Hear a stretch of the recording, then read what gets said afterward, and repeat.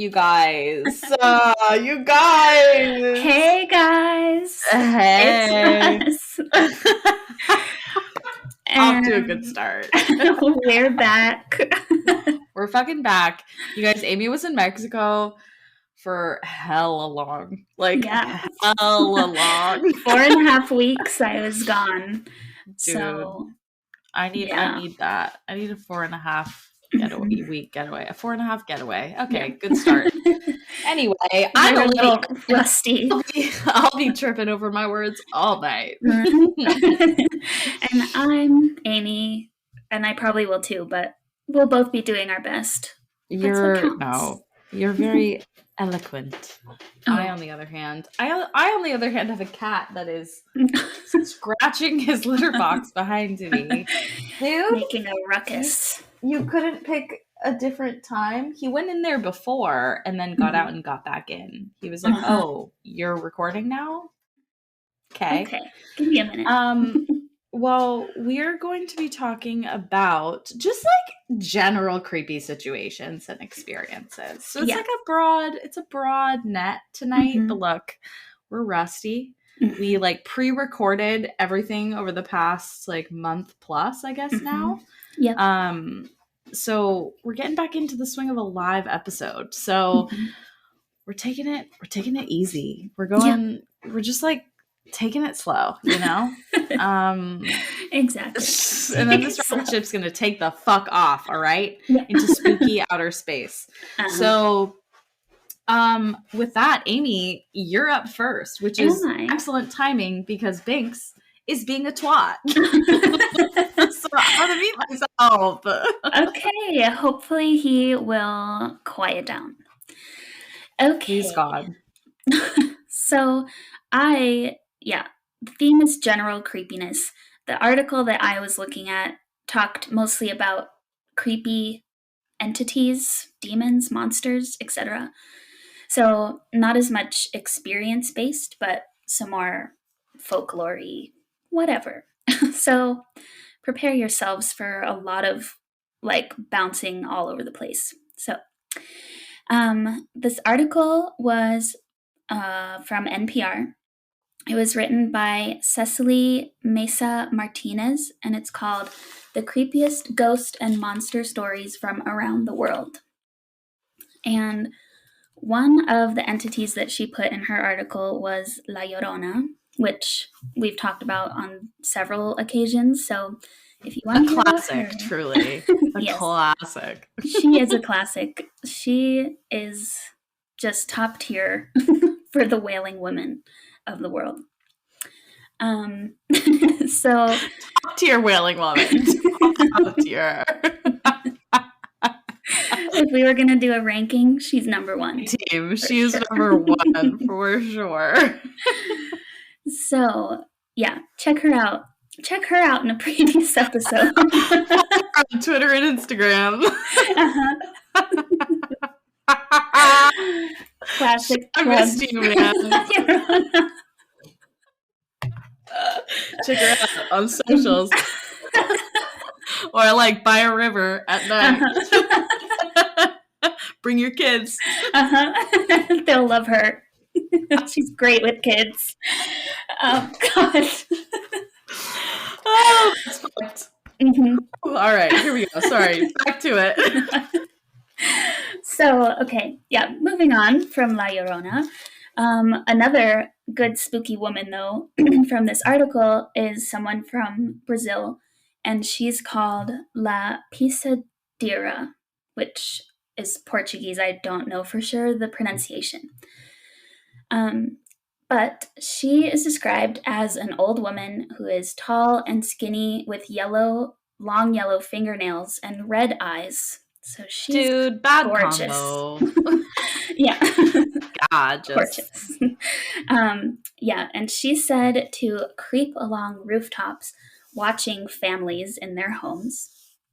And she specifically watches at dinner time, watches families eat together, and go to sleep with their full bellies.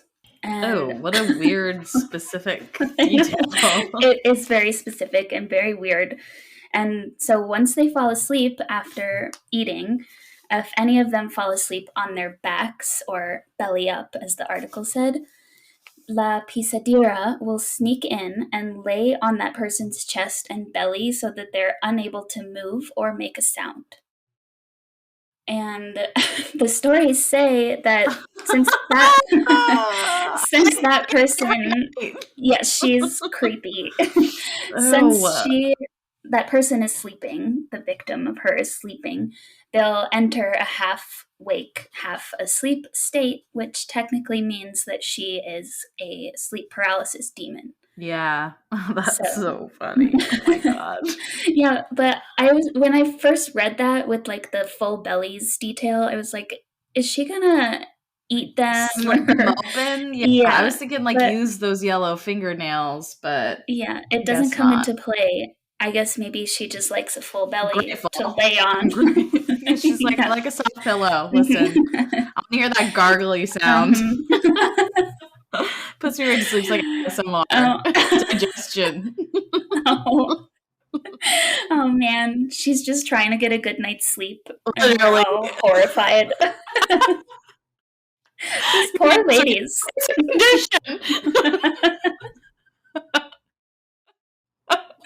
Oh god. Oh man. Yep. We're back. Said that at exactly the same time. Oh boy.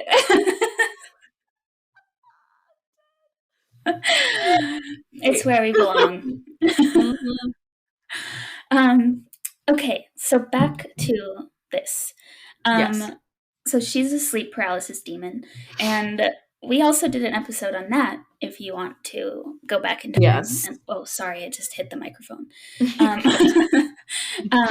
If you want to check that out, I don't remember what episode it is, but it's somewhere. Multiple, honestly. I think it's probably detailed either in the title or the descriptions for sure. Definitely. So when I was reading about her, I came across this full like literature review basically of all these things detailing sleep paralysis demons from other cultures. So I just looked it through, and what struck me was that, and maybe we talked about this before, but the pattern between all of them, regardless of what culture this thing comes from, geographically where they are, is that whatever entity it is sits on your chest or your stomach. Yeah. And that's why you get that sense of immobility and like heaviness. So, just creepy. An interesting pattern. Another thing where, our fears transcend cultural boundaries and all. Yeah. But and then it's like kind of a chicken or the egg thing, right? Is like, do we visualize or like bring to life these like quote unquote sleep paralysis demons that do that because we're just feeling that and that's our worst fear? Or is it like we're all experiencing the same thing and we've all seen a sleep paralysis demon? Yeah. Spooky either way. Yeah, totally. Yeah. It's a scary sensation no matter what. Yeah, definitely. So, but yeah, in that review that I saw, they had a lot of other people, or not people, entities listed. Thank God, not people. And non-binary pals, Yep, exactly. So I just want to mention a few. There's one from the Catalonia region of Spain who's called La Pesanta, and it is actually a black animal, usually a cat or a dog, that invades people's homes and sits on the chests of people sleeping on their backs, making it impossible for them to move and causing nightmares. In Newfoundland, Canada, there's something called the Old Hag, who does the same thing. Love that. Yep, does the same thing. And then in Vietnam and Laos, they both have what's known as a pressing spirit, which, again, same thing. They sleep or sit on a person's chest in an attempt to asphyxiate them. Oh, charming. Yes, the list really goes on. all over the world. That's wild, eh? Yeah, it's weird that they do the exact same thing. I already said that, but it just really is striking. So, well, and that like all of these cultures from all of these different parts of the world, like these are probably really old tales. like it's old like lore, you know? So it's like it's not like they were chit-chatting amongst themselves like oh yeah, I don't think it's a demon. What do you think? Like, now that you say it, it's like they all just conjured that image up on their own. That seems a little sus. Yeah, I agree. Same with like vampires, werewolves, like Truly, every culture has some story similar to that. Yeah, that's a really good point. Yeah, very interesting. But that was it for La Pesadilla. And then the article went on to talk about some more Japanese entities, which, ta-da, we also have an episode about that too. Oh, hell yeah. So if you want to go back, you have that option. I think it's a pretty early episode. But in that episode, I don't think we talked about this particular story. It's the girl in the bathroom. Her name is Hanako-san. Yeah.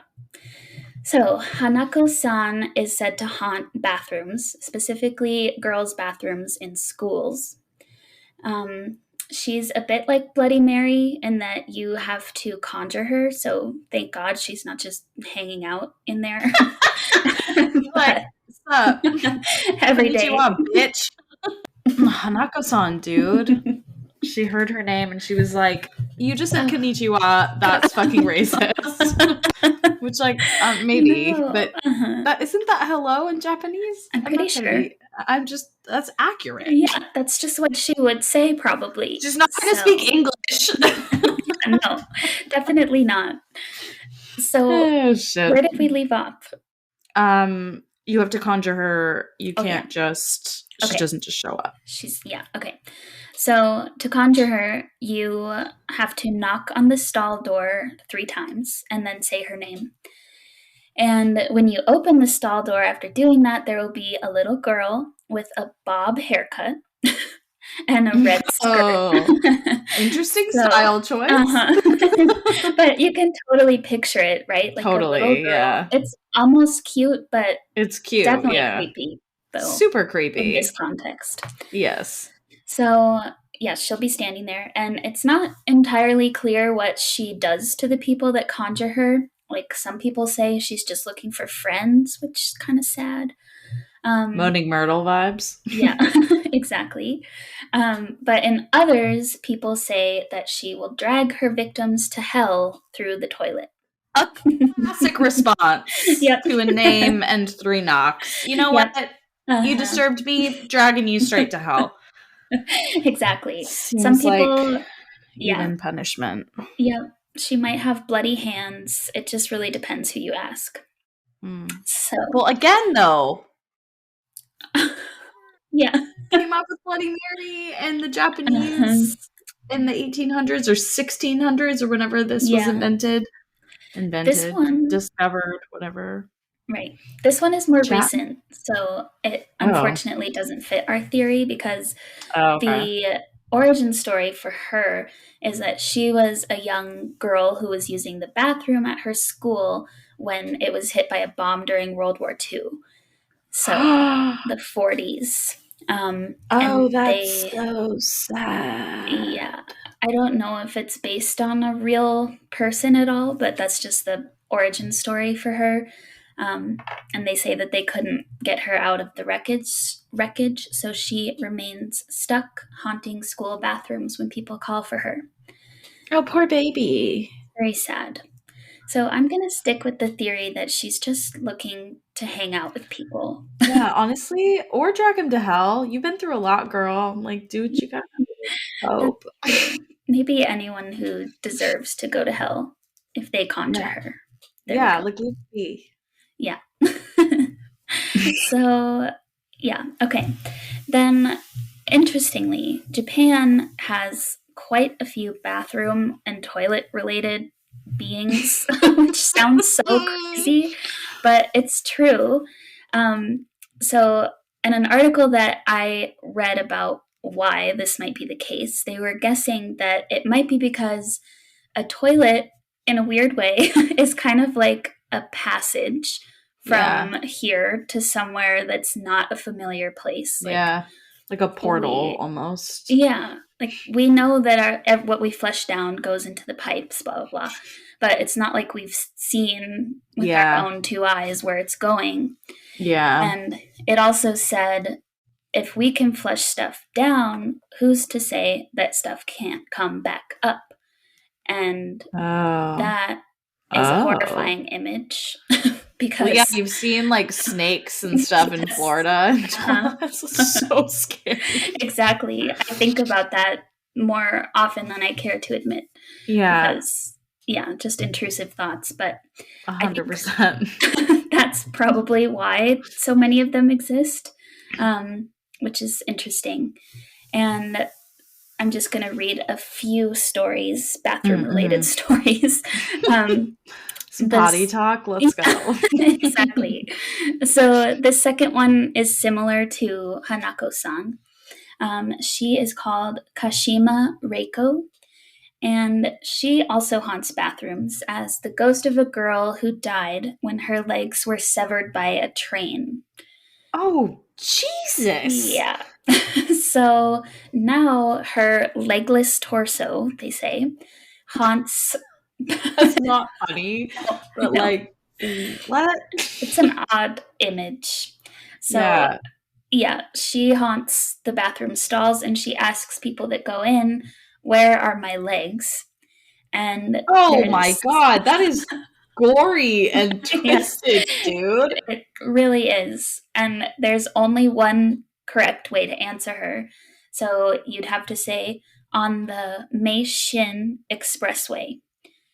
If you say something else, she might tear your legs off. Oh. Brutal, dude. Yeah, disproportionate response again. Yeah, and like very spiteful. Yeah, I don't know where your legs are. Petty even. But catalog that away in case you go to Japan and are approached by a torso. Meishin Express.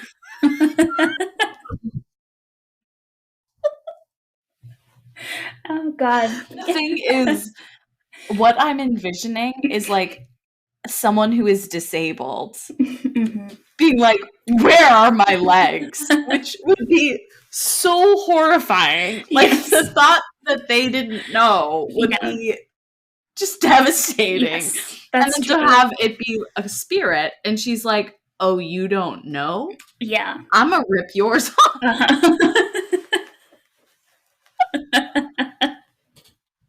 Like anyone's first response would be like, "Oh my God, like, are you okay?" Yeah. Like, I don't know. I would love to help you. Yeah, I don't know. Is there someone I can call for you? Yeah, she has a temper. Clearly, takes hold of your thighs. Yeah, right off. Oh, and then who knows what she does with them after that? It's just out of spite, I guess. Truly. Did you watch? I can't have legs. You can't. Yeah, have legs. neither can you. It's like, well, two things. One, it's like that scene from Mean Girls where it's like Regina George wore this, so everyone wore this. Yep. The other thing I was just thinking about is, did you ever watch Ratched? The Nurse Ratched show? I think we talked about it. Yeah, there were some scenes from that show that were gory, like dismemberment, sewing body parts on other people, kind of shit. Like, woo! Reminds me of that for some reason. So if you've watched it, shout out, because that shit made me feel sick to my stomach. Yeah, gross. Just like too much gore. Way too much gore. Yikes. Took it too far. Way too far. Okay, back to our Japanese friends. So the final one is just an honorable mention because we've definitely talked about it before, but it's just so gruesome and memorable, and it is Akamanto, or the Red Cape. And Akamanto, he shows up wearing a flowing cape and a hood with a mask that hides a handsome face. And he's said to appear to people usually in the last stall and asks a strange question. And he'll ask red cape or blue cape. And sometimes he'll ask red paper or blue paper. Choosing red will lead to Akamanto flaying a person's back, giving them a red cape. And choosing blue will cause the spirit to suffocate you. And getting clever and choosing any other color will just cause you to be dragged to the underworld. So a sick option. Yes. There's like no way to win other than it says to just decline his offer. So no shit. Yeah. But I wonder what he would think if you said, I don't know. Red cape, blue cape. No, thank you.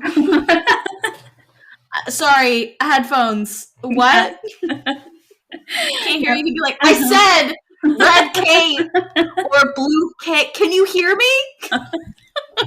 Getting hella frustrated. With 21st century haunties. He's just scrolling on his phone, sitting on the toilet. What am I? I can't get his attention. You won't leave the fucking stall. Are you done? I have a question for you. A really weird question that has horrible consequences. It's very important to me that you come out now.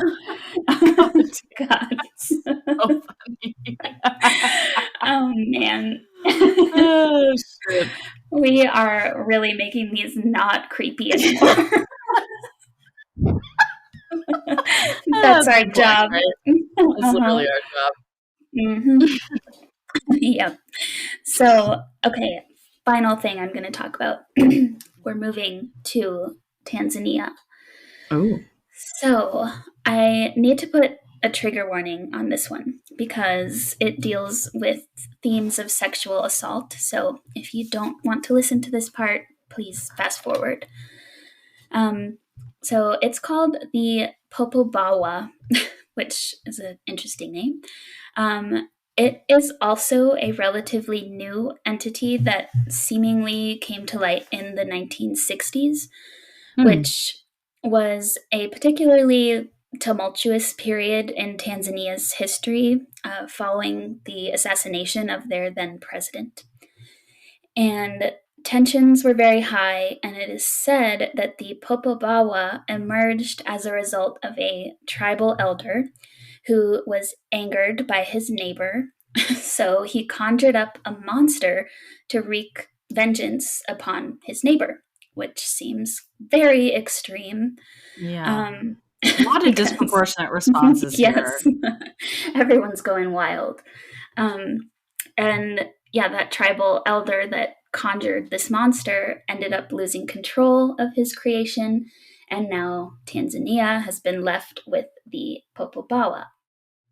So, the Popobawa can change shape. Sometimes it looks like a bat, sometimes it has a human form. It prefers to come out at night, but some say they've seen it during the day. And Popobawa translates to bat wing in Swahili. And it does not discriminate in who it targets, but in a most common retelling of it, the spirit sexually assaults men. Whoa. Yes, which I don't think I've heard before. I feel like these usually target women and children. Yeah. So it's interesting. But let's see, in 1995, there was a string of supposed Popobawa attacks in the country's capital and other surrounding coastal towns. And it's worth noting that at this time, just like in the 60s, there was, again, a tense political climate that was resulting in widespread violence throughout the country. And one victim from this string of incidents in the 90s, his name was Majaka or Miaka, I don't know how they do J's, Hamad. And he, to a reporter, denied believing in ghosts or demons, but he insisted that what happened to him was at the hands of the Popobawa. So he said, I couldn't see it, I could only feel it, but some people in my house could see it. Those who've got the spirits in their heads could see it. Everybody was terrified. They were outside screaming, Huyo, it means the Popobawa is there. I had this bad pain in my ribs where it crushed me. I don't believe in spirits, so maybe that's why it attacked me. Maybe it will attack anybody who doesn't believe. So that notion that the Popobawa will attack anyone who doesn't believe might be the reason that they also say that if you've been a victim of the Popobawa, you need to tell everyone what happened to you, or else it will just keep coming back and doing it again. So, during this string of incidents, physicians were seeing a major increase in male patients coming in complaining of injuries related to being attacked by the Popobawa, or at least that's what they were saying. And they were seeing everything from broken ribs to like huge bruises, so they were not just minor injuries. And the injuries that they were coming in with were very real, but where did they come from? Like, were they self inflicted? Did they get them from whatever like violent upheavals were happening? Or in a more like psychological study type way, is this where the sexual assault component comes into play? Like, it's somehow easier, not easy because nothing about that is easy, or like less shameful somehow to say that there is this literal monster that did something to you rather than a human having done that to you. Well, and that's the thing that's like culturally so interesting is like men in like North American culture, but I think in a lot of African cultures too, and really everywhere in the world, like they're not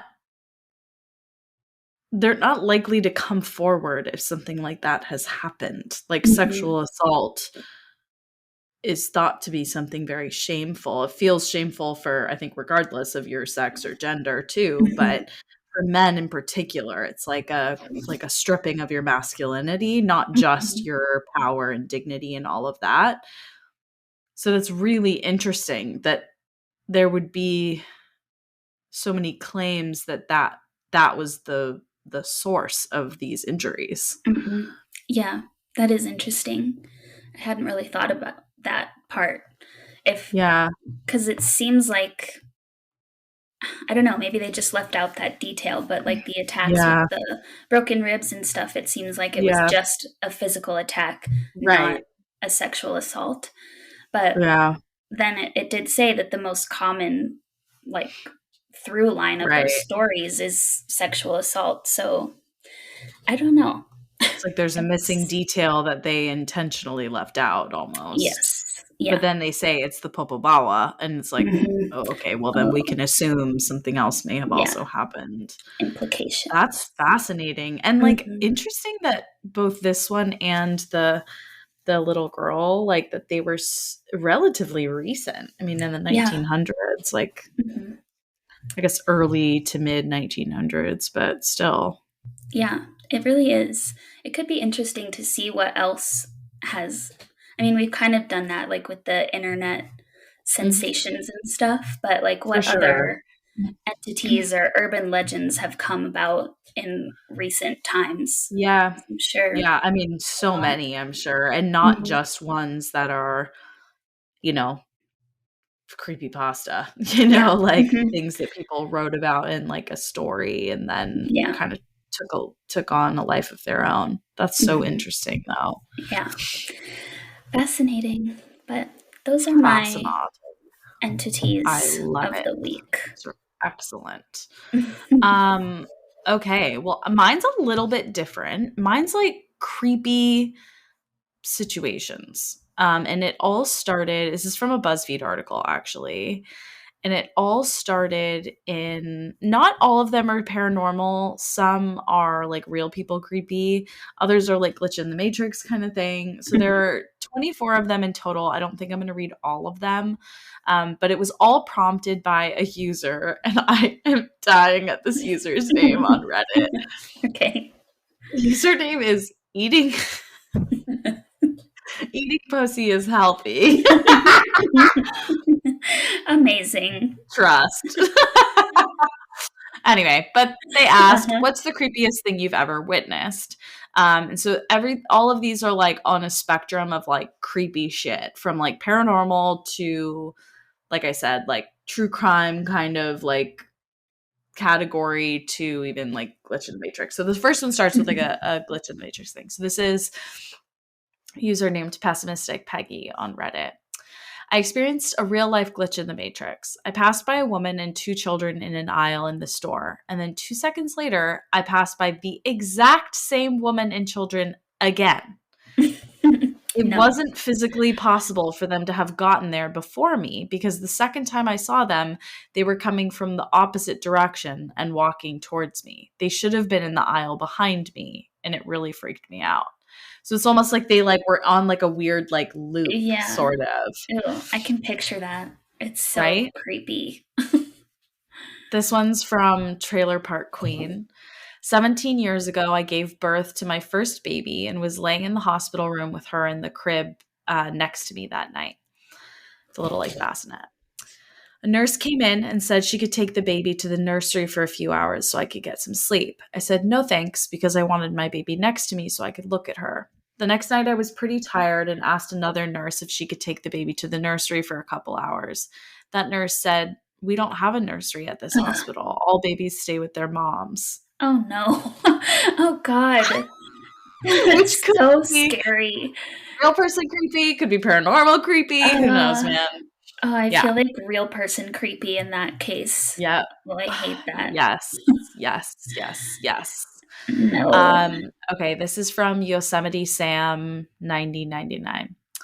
I was staying at a hotel and decided to sleep with the balcony door open because it was hot. I had a bad dream about a guy in a red checked shirt peering into the room, coming inside, and eating an ice cream at the end of my bed. And when I woke up, I discovered a half-melted banana-flavored ice cream between the bed and the wall. No! That's a nightmare. Like, at a hotel. Oh, God. Mm-mm. Yeah. Also, banana-flavored ice cream? I know. Who are you? I know. He's a monster.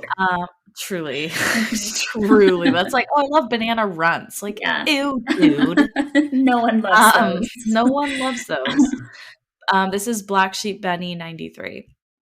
When I was a kid, maybe about 7, my parents went on a quick store run and left me at home alone. This was pretty normal in my small country town back then. As I sat behind our living room couch, our black cat walked past me, and all its hair stood straight up as it peered into the living room. It started hissing aggressively as if it was either super angry or scared. So naturally, I leaned over to look around the couch and saw large footprints pressing into the carpet, walking through the living room, down the hall, and into my parents' room. Okay. I froze and stayed that way until my parents got home. Of course, I told them instantly. They assured me everything was okay, blah, blah, blah. Maybe 10 years later, I learned that 2 weeks prior to me seeing this, my stepdad had witnessed it as well when he was home alone. Still gives me goosebumps thinking back to it. That was the first experience of what ended up being several years of being haunted by something. Those were really rough years. Wow. Yeah. Several years? Oh, poor thing. I know. This one is Tired and Stupid 82. Me too. When I was 14, I stayed at my sister's house one night and had a horrible nightmare about being strangled by the devil. I could only see his face smiling at me and felt a crushing sensation on my throat. I told him to fuck off, swung a punch, and then I woke up. I looked over and it was about 1 a.m. The next morning, my sister was complaining that she had a really horrible nightmare, that the devil was strangling her. Spooked, I asked her what time this happened. She said, "I think 1 o'clock." Oh, so weird. Wow. No. Shared. No. Okay, this is like a true crime one, so definitely moving away from like, well, not our traditional kind of spooky, but like this one really gave me chills, so I'm going to read it. Oh, God. Okay. It was the early 90s, and I was about 9 years old. One day I answered the landline phone in our house and was met with a man I didn't recognize who knew me by name. He Oh. said he knew my mom and tried to chat with me. I didn't know him and didn't like talking to adults, so I said, "Let me get my mom," and ran to get her. She answered the phone, but the man had hung up. A few weeks later, a girl in the grade ahead of me went missing. She'd apparently told her friends that a man contacted her on the phone, said he was a friend of her mom's, and told her he was going to pick her up after school to pick a present out for her mom as a surprise. She was kidnapped and murdered, and they never caught the man. Oh, God. As it turns out, quite a few young girls had gotten the same phone call I had. He seemed to have been choosing his victim, according to the FBI. They came to the house to ask me questions about that phone call, and it still haunts me 30 years later. I'm still hoping they catch the guy. It was absolutely heartbreaking. Oh, my God. Yeah. Like, just a close call, you know? Like, yes. ugh. Like, heard his voice. The man who did some, like, unspeakable things. Yeah, so awful. And that was from Laurel Trees in Bloom, was that username. Yikes. It's so, like, it seems so long ago that it would be acceptable to have a phone book where you have everyone's phone number and do they have addresses in there? I can't even remember. But I remember like prank calling people from the phone book. Oh yeah. Yes, me too. Yeah. Me too. We would never. Yeah. Well, and then people figured out star 67 and then you were fucked. Or star 69, whichever it was. Yeah. True. This one is giving big, like creepy skinwalker vibes. Oh, okay. I was in a swamp in southern Arkansas. There's your first mistake. Good start. My uncle and I were hunting and had gotten out there pretty early. We were just sitting and waiting. Sorry. We were just sitting and waiting, and then we both saw this coyote walking past. The coyote looked at us for a minute, stood up on its hind legs, then walked back into the woods just on the hind legs. And I swear to you, this actually happened. I've never seen anything like it before or since. Wow. Yeah. How fucking freaked out would you be? So, yeah. And in the middle of a swamp. It walked by on all fours, got up on two legs, and walked away on two legs. No. Yeah, that's not just a coyote, it said, or wolf? Coyote, yeah. No. But it could have been a wolf. They could have been mistaken. I mean, yeah. I don't know, man. Not a good vibe. Calling my Uncle Scott, is there any reason we know of that animals would do that? Good question. Maybe there is. Maybe there's like a I don't know. It's like a scare tactic or something. I mean, it certainly would scare the shit out of me. So yeah, it would work. Truly. Okay. Some of these I'm skipping because they're like true crime witness kind of things that, not that they're not interesting, but it's just, yeah. Not the theme. So, okay. This is from Disastrous Reserve 87. Also true crime, but interesting. I was a kid on Christmas Day, and there was a knock on our front door. Expecting it to be family, my dad and I opened it together. There was an old man standing there asking for directions to the train station. Our house was smack bang in the middle of suburbia, so he must have been walking in the wrong direction for hours. My dad gave him the directions and offered to drive him, but he declined and thanked us. As he was leaving, he looked down at me and said something really strange. "Never go to that place that scares you." This man was really, really old and walked at a shuffling pace, shrugging off his comment as just well-intentioned senility. I went back to the living room. As he was walking down our path, it started to rain. My dad went to get an umbrella from under the stairs to give to him, but when he went back outside, the man was gone. My dad ran down the path, up and down the street, trying to find him, but he was nowhere to be seen. The place I was scared of was this shack in the woods I used to walk past on my way to and from school, and it always gave me a bad feeling. A few years later, someone was arrested for murdering a child there. That's so scary. It was like true crime meets something otherworldly, or that old man was a fucking child murderer. That's what I was just thinking. But or how would he knew know? of the child murderer. Yeah, right. I wonder, but how I would don't he know, know that that place scared her or him? I don't know who wrote maybe that. he saw the kid go by and look creeped, like look spooked by it. Yeah, that's true. Oh, I'm feeling spooked Yeesh. now. I know, me too. Looking Yeesh. around. Yikes.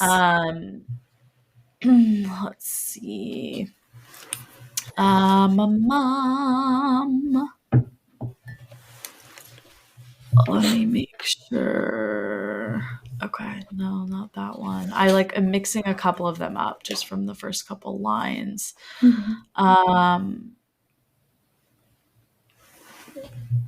Okay. But some of these are really good, but okay, well, I'll say this one because it's really short. Okay. A girl I went to, a lot of them are I witnessed a murder, or they realized someone was in the house, similar to the banana ice cream one, but not funny, just fucking creepy as shit.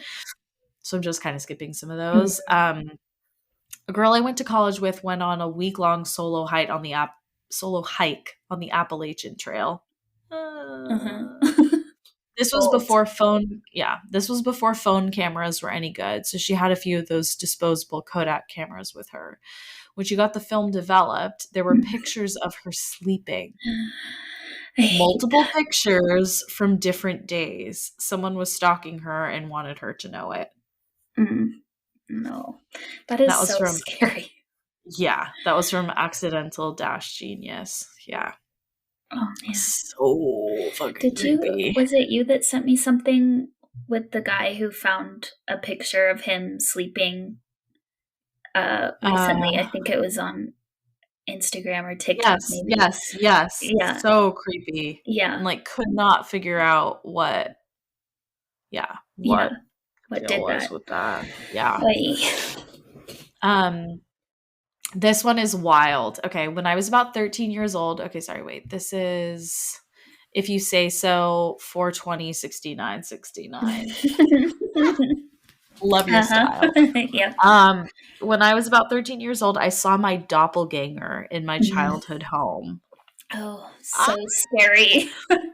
I got up from the couch one evening and saw a duplicate version of myself staring back at me for a solid 3 or 4 seconds. Whatever it was, it appeared exactly like I did that night. The same clothes, same haircut, etc.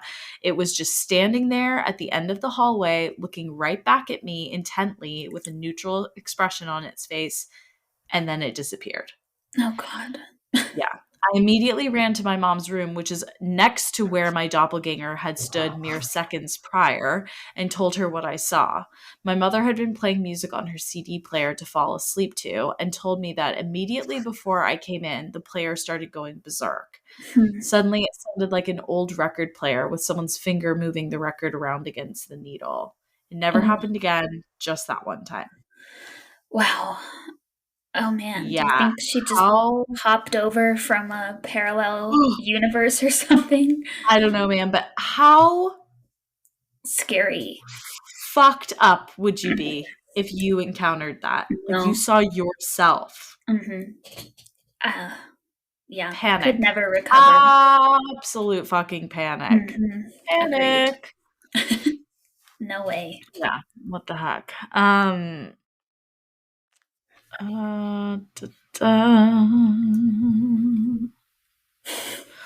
Okay. One day my sister and I went to the park near our house to play some tennis. I took my phone out of my pocket and put it in my bag, thinking I didn't want it to overheat in the sun. My sister saw and did the same. After we finished our game, my sister checked our bag and asked me where my phone went. I checked the bag, and sure enough, my phone was not there. We looked all around the tennis court and even in the garbage, but it was nowhere to be found.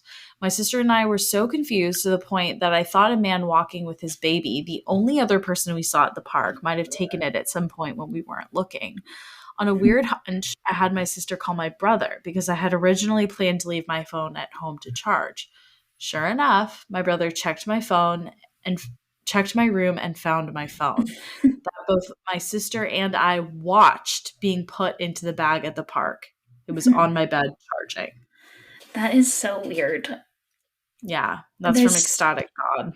And you just have to live with that mystery for the Yeah, rest of your life because there's no way to comprehend what truly, happened. truly. Oh, I know. creepy. Hmm. um, let's see. Okay. Let me see. This is from 14th Clueless Bird. Who are the other 13? That's Uh-huh. my question. I got quite a few reports about this while working at a summer camp. It was up in the mountains, and I worked there for a couple summers as a teen. Kids attending the camp would sometimes make up stories about seeing Bigfoot or a ghost out in the forest. Typical dumb kid stuff. Hey, no, it's not. There was Uh-huh. one type of story in particular that I kept hearing from different groups over several months each summer, which had me a bit worried. The first time I heard of it was from one of the older camp employees recounting a story from many years prior. Apparently, his girlfriend at the time was unable to sleep in her cabin because she thought she was being watched by something outside her window. She said it was a very large black crow that would just sit by the window and stare at her, but in a strange, almost menacing way. Even when the blinds were closed, she'd open them back up hours later and it would still be there staring. She would sometimes see it in the forest, even during the day, sitting between the trees, not making a sound, just glaring at her. Its gaze followed her as she walked. She said it was the same crow, she was certain. Its eyes felt human, according to her. Well, those stories came up every couple weeks like clockwork. Some kid would one day become distant and quiet, not wanting to leave their cabin for activities. Sometimes they'd even ask to go home early. Most wouldn't say why, I think because they knew no one would believe them, but occasionally after prodding, they would admit that they were afraid of something they were seeing in the forest and around their cabin. All of the kids described pretty much the same thing, and it wasn't just kids. Some of the other staff members claimed to have seen something similar as well, and it was pretty easy to tell who was bullshitting and who wasn't. The ones who I think really did see something did not want to talk about it. They were very bothered by what they'd been experiencing. They'd had awful nightmares, and they wouldn't want to be outside for long. I've seen plenty of crows up there, but they were just crows. They'd flap around, squawk, and shit. That was it. I don't know why a crow would follow someone or stare at them for hours. It doesn't really sound natural at all to me, and I don't know what to make of it. It's such a silly story to hear the first time, but after hearing it again and again and again from people who have no way of knowing about it beforehand, you start to wonder, especially after seeing how upset these people are. They didn't seem to be faking it for attention. It ruined their entire week. Oh, creepy. Yeah. What is that? Very creepy. Very creepy.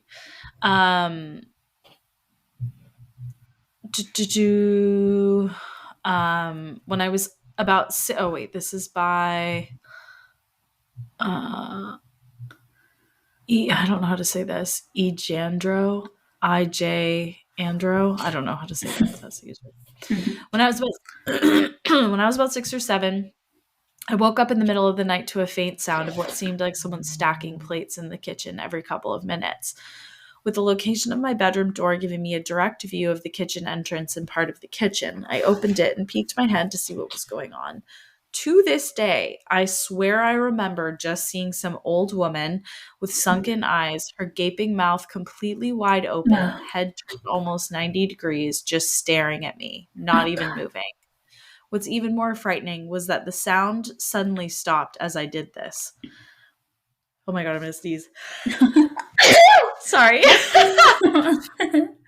Comic relief. While I'm sure it could have just been my eyes struggling to adjust and merely shapes, the longer my eyes adjusted, the more vivid she became. I just remember staring right back and not moving for what felt like several minutes. I decided to make a break for my parents' room, which was across from my bedroom, sorry. I told them what happened and they checked and confirmed nothing was there. Fortunately, we were scheduled for an early flight to visit family, so everyone decided to get up at that time anyway. I'm sure it could have just been my young mind playing tricks, but nevertheless, I'll never forget that face. Wow. I don't know how she ran across the hallway. I would have been frozen. Literally, like, freaking the cojones on that kid. Damn. Yeah.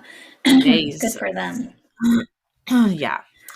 Bum, bum. Let's see. Okay, this one again, like more true crime than anything, but it's the last one and it's a good one. Okay. This is from Pink Artistic Witch. Oh. Cute. A large black van with tinted windows followed me and a group of other kids I was with, including my little sister. It was winter, I think a no-bus day, and we lived in Canada, so needless to say it was snowy. Me and some other kids, including my sister, like I said, were at our babysitter's place, but still wanted to go on a walk. So we put on all of our snow gear and were on our way. At one point, my sister pointed out a black van slowly driving behind us. I think we were a group of either 5 or 6. Most of us were around 10 years old, save for my sister, who would have been around 7. We just assumed they were driving slow because of the road, or maybe they were looking for a house. Still, we ran the best we could. Anyone who has tried to run in full winter gears knows that that's hard, until we couldn't see the van anymore. When it was out of sight, we started walking again. A minute later, my sister pointed out the van again, and it's pretty much the exact distance behind us that it was before we started running. At this point, we were a little weirded out, but thought we were just walking slow, so it caught up. So we ran again, further this time, and kept looking back. I think I remember looking back and seeing nothing, and then looking back a few seconds later to see the van was there again. At this point, we were all pretty freaked out, and I remember having a bad feeling in the pit of my stomach seeing it again. We all began running like our lives depended on it, because in our minds, they did. My sister was the slowest, and one of the larger and older boys had to pull her along so she didn't get left behind. I remember looking back and seeing the van speeding up a bit, still at a distance, but clearly trying to keep up with us. It felt like we were running for ages, but we finally reached our babysitter's house, ran up the stairs, slammed the door shut, and caught our breath. We told her what happened, and honestly, I don't think she believed us. I remember me and another girl who was in the group saw the same van drive by the window at least once. I remember it being twice.